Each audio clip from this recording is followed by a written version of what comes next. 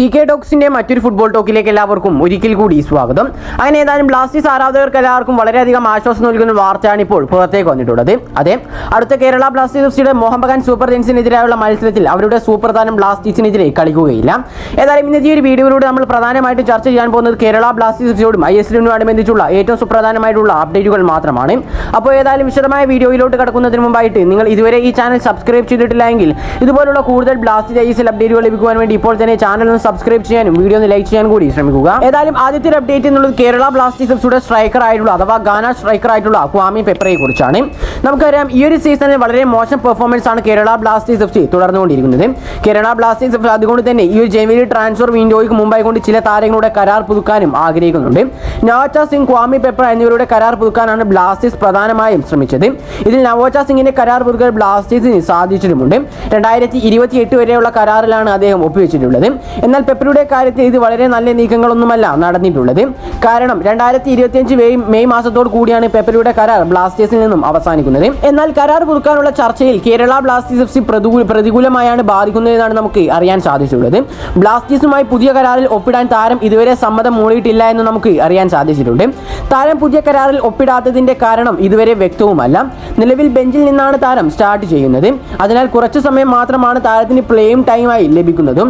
താരം പുതിയ കരാറിന് സമ്മതം മൂളാത്തത് കാരണം ചിലപ്പോൾ ഇതാവാം എന്നാണ് എല്ലാവരും കരുതപ്പെടുന്നതും.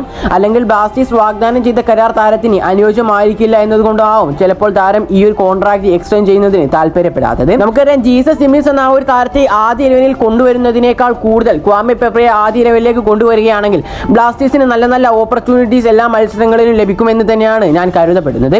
ഏതായാലും ഇനി അടുത്തൊരു വാർത്ത എന്നുള്ളത് ബ്ലാസ്റ്റേഴ്സ് ആരാധകർക്ക് എല്ലാവർക്കും ചെറിയ രീതിയിൽ ആശ്വാസം നൽകുന്ന ഒരു വാർത്തയാണ്. അതെ, മോഹൻ ബഗാൻ സൂപ്പർ ജയൻസിന്റെ എക്കാലത്തെയും സൂപ്പർ താരമാണ് ഗ്രേഗ് സ്റ്റുവാർട്ട് എന്ന താരം. ഏതായാലും നിലവിൽ ലഭിക്കുന്ന റിപ്പോർട്ടുകൾ പ്രകാരം ഗ്രേഗ് സ്റ്റുവാർട്ട് എന്ന താരത്തിന് ബ്ലാസ്റ്റേഴ്സിനെതിരെ കളിക്കാൻ സാധിക്കുകയില്ല എന്നാണ് നമുക്ക് അറിയാൻ സാധിച്ചിട്ടുള്ളത്. താരത്തിന് ബ്ലാസ്റ്റേഴ്സിനെതിരായുള്ള മത്സരത്തിന് മുന്നോടിയായി വെള്ളിയാഴ്ച നടന്ന മോഹൻ ബഗാന്റെ പരിശീലന സെക്ഷനിൽ പങ്കെടുത്തിട്ടില്ലായിരുന്നു താരം. പരിക്ക് മൂലമാണോ ഗ്രേഗ് സ്റ്റുവാർട്ട് പരിശീലന സെക്ഷനിൽ പങ്കെടുക്കാത്തത് എന്ന് ഇതുവരെയായിട്ടും വ്യക്തമായിട്ട് പോലുമില്ല. ഏതായാലും ഈ ഒരു സീസണിൽ മോഹൻ ബഗാനോടൊപ്പം ഗംഭീര ഫോമിലാണ് താരം തുടർന്നുകൊണ്ടിരിക്കുന്നത്. സീസണിൽ ഇതോടകം തന്നെ 8 മത്സരങ്ങളിൽ 5 അസിസ്റ്റും 1 ഗോളും താരം നേടിയിട്ടുമുണ്ട്. എന്നിരുന്നാലും ഗ്രേഗ് സ്റ്റുവാർട്ടിന്റെ ആവാം ബ്ലാസ്റ്റേഴ്സിന് ഏറെ ഗുണം ചെയ്യുമെന്ന് തന്നെയാണ് നമ്മൾ പ്രതീക്ഷിക്കുന്നത്. എന്നാൽ ഈ ഒരു അവസരം ബ്ലാസ്റ്റേഴ്സ് മുതലെടുക്കുകയാണെങ്കിൽ ബ്ലാസ്റ്റേഴ്സിന് ഈ ഒരു മത്സരവും വിജയിക്കാൻ സാധിക്കും. അതുകൊണ്ട് തന്നെ ഈ ഒരു സീസണിൽ മോഹൻ ബഗാനിനെ പൊട്ടിക്കുന്ന അഥവാ പരാജയപ്പെടുത്തുന്ന ആദ്യ ടീമുമായി മാറും കേരള ബ്ലാസ്റ്റേഴ്സ് FC. ഏതായാലും അടുത്തതായി നമ്മൾ നോക്കാൻ പോകുന്നത് ഈ ഒരു മത്സരത്തിലേക്ക് വരുമ്പോൾ കേരള ബ്ലാസ്റ്റേഴ്സ് FC അണിനിരക്കാനുള്ള ഒരു പോസിബിൾ ലൈനപ്പ് ആണ്.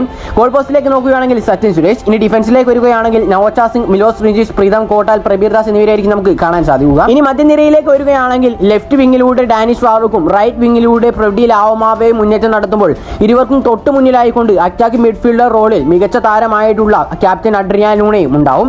ഇനി മുന്നേറ്റ നിരയിലേക്ക് നോക്കുകയാണെങ്കിൽ ഒരു പ്രോപ്പർ സ്ട്രൈക്കർ ആയിക്കൊണ്ട് ജീസസ് സിമിൻസ് അണിനിരക്കുമ്പോൾ റൈറ്റ് ഫോർവേഡ് ആയിക്കൊണ്ട് കോറോസിംഗും ലെഫ്റ്റ് ഫോർവേഡ് ആയിക്കൊണ്ട് നോഹ സദോ എന്ന മൊറോക്കൻ സ്ട്രൈക്കറും കളിക്കാനാണ് സാധ്യതയുള്ളത്. ഏതായാലും നാളത്തെ കേരള ബ്ലാസ്റ്റേഴ്സ് FCയുടെ മത്സരത്തിൽ ബ്ലാസ്റ്റേഴ്സിന്റെ സ്കോറും കൂടാതെ തന്നെ ഈ ഒരു പോസിബിൾ ലൈനപ്പിനെ കുറിച്ചുള്ള നിങ്ങളുടെ അഭിപ്രായം നിങ്ങൾ തീർച്ചയായിട്ടും താഴെ കമന്റായി രേഖപ്പെടുത്താൻ ശ്രമിക്കുക.